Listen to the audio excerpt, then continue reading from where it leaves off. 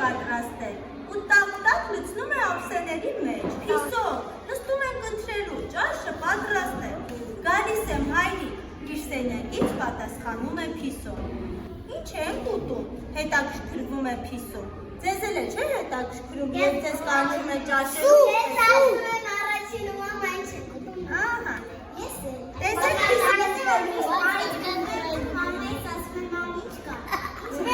շատ համեղ ու տաքու կապու, պատասխանում է մայրիկը,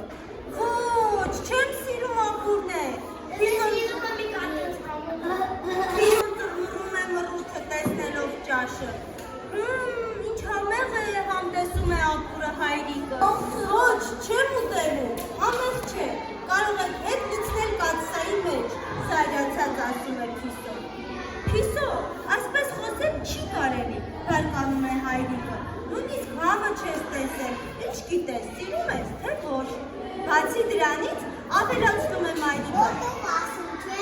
հա, միգուցե, չէ որ ապուրի մեջ են բոլոր այն բանջարները, որ առավոտյան օգնեցին հայրիկին կտրատել, հիշի, ինչ եք մաքրեցին ու կտրատեցին,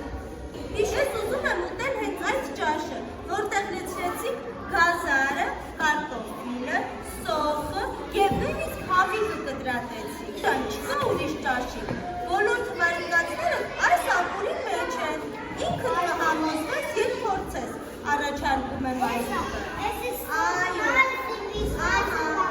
այո, ճիշտ է, Փիսոն առաջինից գթալից համոզվում է, որ ապուրը համեղ է,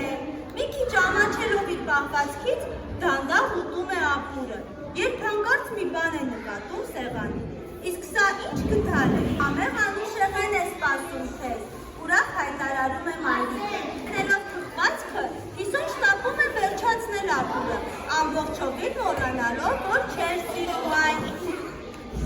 իսկ ձեզ հետ երբևէ եղել է երեխաներ, որ ճաշը տեսնեք ու միանգամից ասեք, չեմ ուզում ուտել, առանց փորձելու,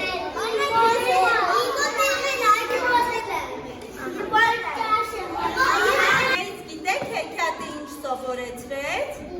որ մենք առանց ուտելիքը փորձելու չենք կարող ասել, որ այն համեղ չէ ու մենք չենք սիրում։ Եկեք պայմանավորվենք, որ այսուհետ ցանկացած ճաշ, ապուր, կարկանդակ, միրգ, բանջարեղեն էական չէ։ Ցանկացած բան պետք է փորձենք, նոր հասկանանք դա մենք հավատում